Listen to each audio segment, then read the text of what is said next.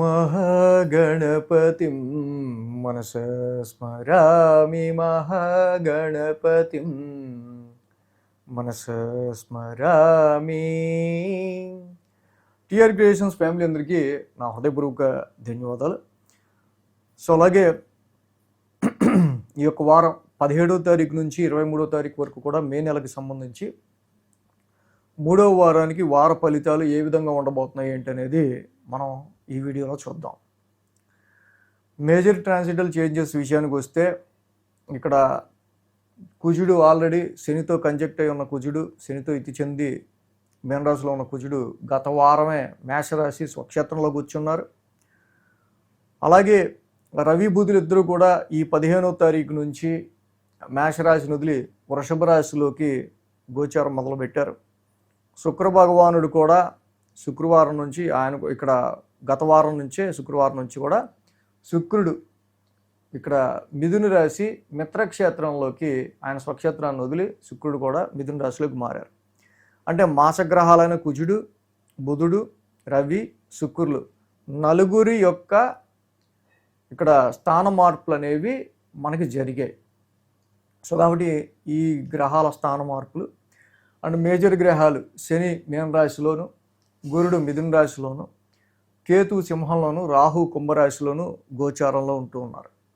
అదేవిధంగా చంద్రుని యొక్క గమనం కూడా మనం చూసినట్టయితే కనుక వృషభం, మిథునం, కర్కాటకం, సింహం ఇలా 4 రాశుల మీదుగా చంద్రుని యొక్క గోచారం కూడా ఉంది.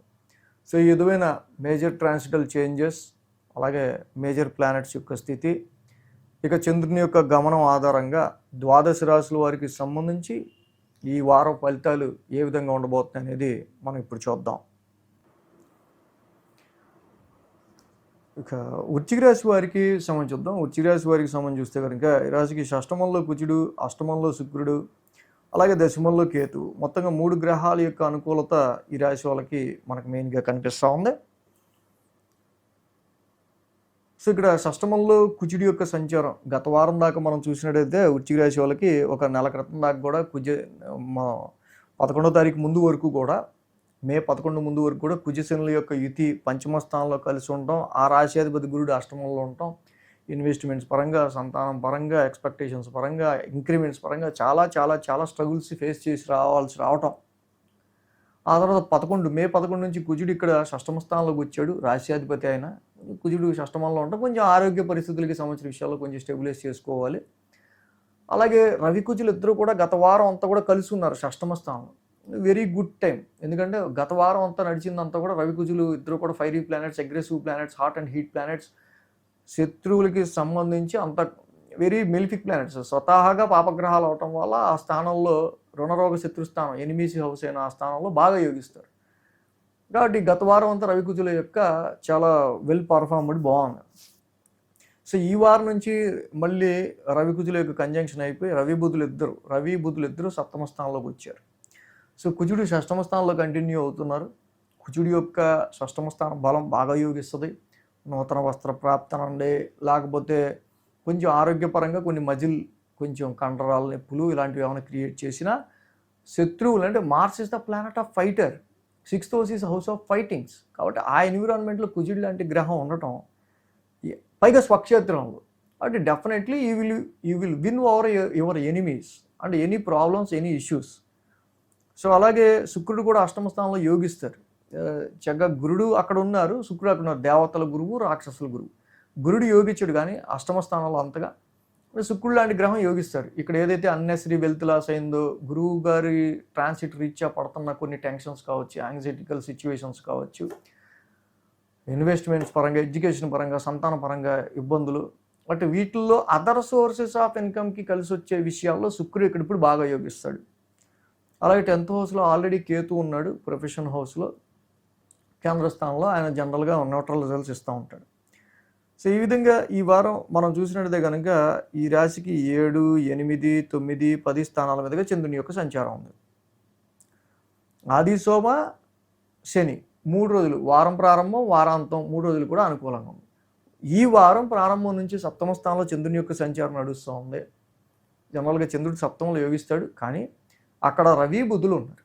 రవి బుధుల యొక్క సంచారం వల్ల so direct your boss pressure డైరెక్ట్గా యువర్ ఇమీడియట్ హెడ్ టాస్క్స్ అన్నీ కూడా మీరు కంప్లీట్ చేయాల్సిన పనులు డైరెక్ట్ బాస్కే మీరు దాన్ని అప్డేట్ చేయాల్సి రావడం, ఇలాంటి ప్రెషర్ ఉంటే ఎలా ఉంటుందో అలాగా సప్తమ స్థానంలోకి రవి ఉండటం వల్ల చాలా వరకు కూడా ఇక్కడ బుధుడు కూడా, ఈ రవి బుధులు ఇద్దరు కూడా సప్తమ స్థానంలో అంత దిగ్బలంలో ఉండే గ్రహాలు కాదు.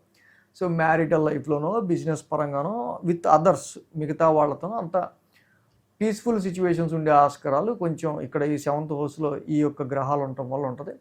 So direct your boss pressure మాత్రం మీ మీద డైరెక్ట్ ఫోకస్డ్గా ఉండటం వల్ల మళ్ళీ రాశిని చూస్తాడు రవి. సో ఈ సిచ్యువేషన్స్ మీకు కొంచెం షార్ట్ టెంపర్ని తెప్పిస్తూ ఉంటాయి. అలాగే మంగళ బుధవారాల్లో అష్టమంలో చంద్రుని యొక్క సంచారం, అష్టమంలో గురుడు ఉన్నాడు, శుక్రుడు ఉన్నాడు, చంద్రుడు కూడా ఉన్నాడు. సో అష్టమ స్థానంలో ఈ గ్రహాలు జనరల్గా మనం చూస్తే కనుక వీటికి సంబంధించి ధనపరంగా, ఆర్థిక పరంగా కొన్ని టెన్షన్స్ పరంగా కొన్ని టెన్స్డ్ సిచ్యువేషన్స్ లాంటివి మంగళ బుధవారాల్లో ఆరోగ్యపరమైన విషయాల్లో కానీ ధనపరమైన విషయాల్లో కానీ చోటు చేసుకునే ఆస్కారాల్లోనే. బట్ శుక్రుడు లాంటి ప్లానెట్ కొంచెం అష్టమ స్థానంలో యోగిస్తారు కాబట్టి మళ్ళీ కొంతవరకు other sources of income, financial stability విషయంలోనూ ఈ గ్రహం కొంచెం వరకు పాజిటివ్ రిజల్ట్స్ ఇస్తుంది. అలాగే గురు శుక్రవారాల్లో ఇక్కడ 9th హౌస్లో చంద్రుని యొక్క సంచారం, అదే ఆయన ఓన్ హౌస్ 9th హౌస్, కొన్ని లాంగ్ జర్నీస్ అనేవి ఉండే ఆస్కారాలు ఉంటాయి. ఇక్కడ వారాంతంలో కొంచెం స్పిరిచువల్ యాక్టివిటీస్ కానీ, లాంగ్ జర్నీస్ కానీ, కొంచెం ఎక్కువ స్ట్రెస్ స్ట్రెయిన్ కానీ, ఎక్కువ కష్టపడాల్సి రావటం కానీ, ఈ వారం అక్కడి నుంచి మంగళ బుధవారాల నుంచి కొంచెం ప్రెషర్ ఇలా వీటికి సంబంధించి పని ఒత్తిడి పెరగటం మనం ఎక్కువ గమనించవచ్చు. వారాంతానికి చంద్రుడు 10వ స్థానంలో ఉన్నారు.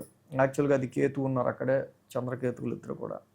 సో ఇందాక మనం చెప్పుకున్నట్టు డైరెక్ట్గా మళ్ళీ రాశ్యాధిపతి సప్తమంలో ఉండటం వల్ల డైరెక్ట్ ప్రొఫెషనల్ స్ట్రెస్ అనేది మీ నెత్తి మీద ఉన్నట్టు ఉంటుంది అనమాట. యాక్చువల్గా కొన్నిసార్లు చంద్రకేతువులు ఇద్దరు 10వ స్థానంలో ఉండటం వల్ల జాబ్ సిచ్యువేషన్ ఏంటి, జాబ్లో కొంచెం అన్ఫోకస్డ్గా ఉండడం, జాబ్లో కొంచెం అంత సాటిస్ఫాక్షన్ లేకపోవడం లాంటి ఫీలింగ్స్ కొన్ని ఇలాంటివి ఎదురయ్యే ఆస్కారాలు ఉన్నాయి. కాబట్టి వృశ్చిక రాశి వాళ్ళు వీటిని న్యూట్రలైజ్ చేసుకోవడం అనేది చాలా మంచిది. అంటే ఇక్కడ ఈ రాశికి మెయిన్గా అష్టమ గురు దోషం అనేది చాలా కాలంగా వెంటాడుతూ ఉంది. గురుబలం లేదు. గురుబలం లేకపోవడం వల్ల చాలా విషయాల్లో వీరు చాలా కొంచెం డౌన్లో ఉన్న ఫీలింగ్ ఎక్కువ ఉంటుంది. కాబట్టి దేవానాంచ ఋషినాంచ గురు నవగ్రహ శాంతి మంత్రం చదువుకోవటం, కేజింపవ శనగలు, ఎల్లో క్లాత్ దానం చేయటం, రవి బుధులు 7వ స్థానంలో ఉంది, విష్ణు సహస్రనామ పారాయణం చేసుకోవటం వల్ల ఈ అదర్స్తో మీ ఎదుటి వాళ్ళతో ఎవరైతే మీరు ఫ్రీక్వెంట్గా ఉంటూ ఉంటారో మీ ఎదుటి వాళ్ళతో, కోవర్కర్స్తో, సహచరులతో కానీ ఎవరితో అయినా సరే, లైఫ్ పార్ట్నర్తో కానీ కొంచెం సఖ్యత పెరగటానికి, కొంచెం బాగుండటానికి, నెగిటివ్నెస్ లేకుండా ఉండడానికి విష్ణు సహస్రనామ పారాయణం చేసుకోవటం ఇలాంటివి చేయటం ఇంకా మంచిది. ఈ వీడియో కనుక మీకు నచ్చినట్లయితే లైక్ చేయండి, షేర్ చేయండి. మరిన్ని అప్డేట్స్ కోసం సబ్స్క్రైబ్ చేయడం మాత్రం మర్చిపోకండి.